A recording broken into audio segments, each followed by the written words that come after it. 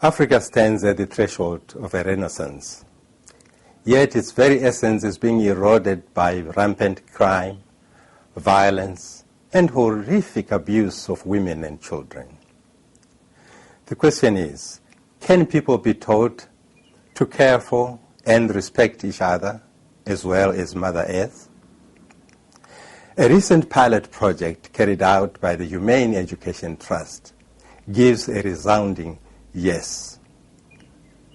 Humane education can be implemented in every school.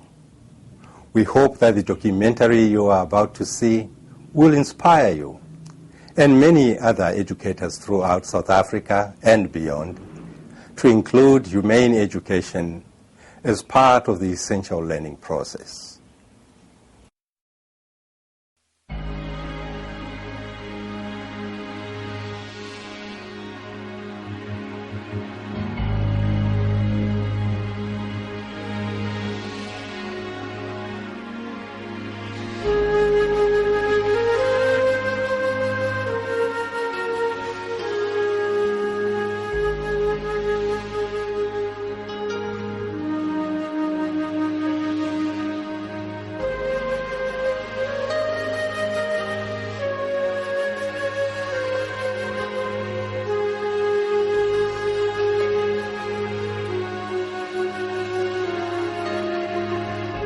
Talib Lewis grew up in one of Cape Town's harsh gangland communities.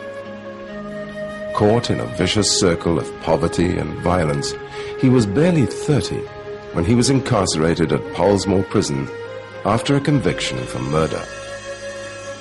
There, ironically, life gave him a break. He was accepted as a participant in the prison's Bird Project, believed to be one of the most successful rehabilitation programs ever undertaken in South African prisons. The Bird Project enables prisoners to hand-rear lovebirds, cockatiels, and parrots for sale on the open market. It was as a caregiver to these small sparks of life that Talib Lewis discovered a sense of self-worth for the first time. I believe that the right way to start also is to get them involved in caring for other animals or whatsoever. None of them haven't yet found the solution to bringing crime down, because people expected to do things now and then tomorrow instantly they want a result. It's not going to work like that. I believe that you have to start there on grassroots levels. Those kids that must grow up. You must start educating them not to commit crime whatsoever.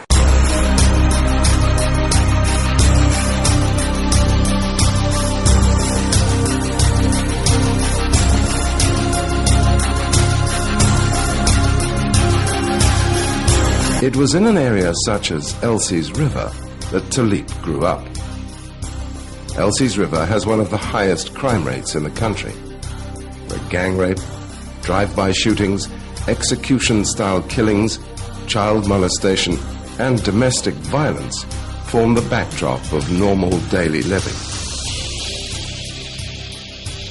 The learners and educators at one local school, for instance, are still reeling from the recent murder of two of their most promising matric students. Two of our matriculants were murdered, and those were two of our best girls. They were brutally and violently killed. Animal abuse and neglect, too, is endemic.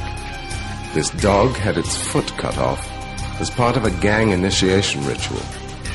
And there are countless other examples of abuse and callous disregard for the well-being of animals. These two 11-year-old boys were part of a gang that brutally beat a dog to death. Significantly, both children say the incident did not make them feel good. My vrou was gesê ons moet die hond doodmaak. Wie het vir jou gesê? My vrou van die hond.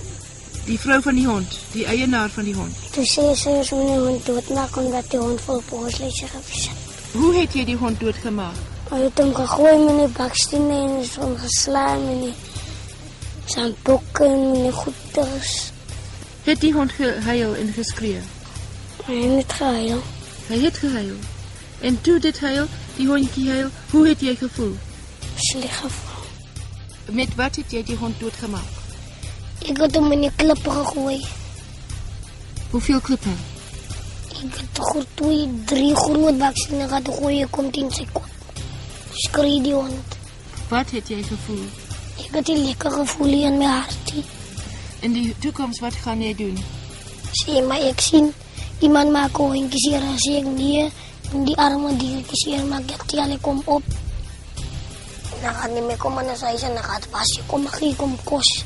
Dat ek kan eet, en dan maak ek kom 'n hokkie. Dat hy aan en slaap en 'n sponsie, en water en kos. En dan, hoe sal jy voel? Dan voel ek sommer lekker. Mona Barties witnessed the event. En ek het dit so gestaan in die huis, met my hande, my kop gehou. En ek het hulle gesê, as julle nie nou die hond los, gaan ek die polisie bel. Ek het toen nie gaan werk die volgende dag, want het soos 'n rol voor my afgespeel. Die gebeure wat ek gesien het, dit was traag geweest.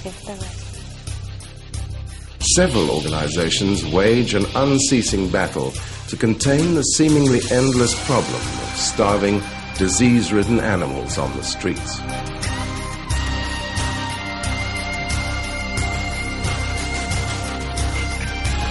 It was in schools affected by crime and violence in some of Cape Town's most disadvantaged communities that Humane Education was given a window of opportunity. Eugene Daniels, as head of the Safe Schools program that incorporates some 500 of the Western Cape Education Department's most at-risk schools, agreed that a Humane Education pilot project could be conducted in certain of these schools. Well, I think from the Western Cape Education Department's point of view, and more specifically the Safe Schools program within the department, we believe that we need to focus on the holistic development of our learners. And in doing that, we actually will make an impact on the community. And to do that, we need to focus on values and models. Because what is education without values and models? Clinical psychologist P.W. Rue has many years' experience working for the Department of Correctional Services in the rehabilitation of criminals at Polesmore Prison. He agreed to monitor and assess the project.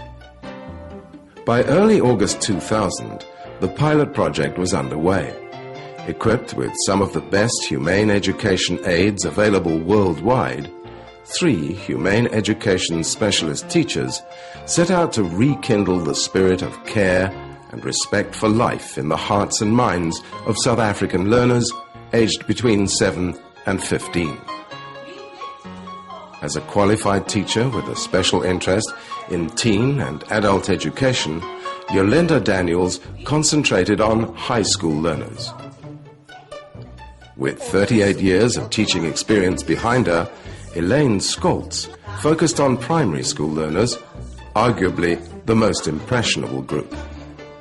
As a community leader of considerable standing, Chief Nyembe was entrusted with both primary and secondary learners in Kailicha schools. The first month of the project was spent in laying the foundations of humane education. Then the learners were taken on their first field trip to Dundarroch Poultry Farm, one of the largest combined free-range and battery operations in the country.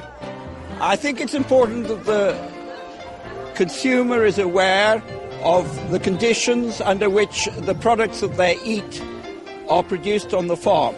Even the school principal decided to down pen and paper for this outing.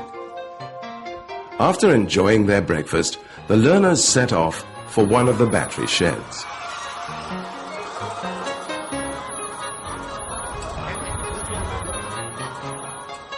From the battery shed, the learners were off to see the chickens on range.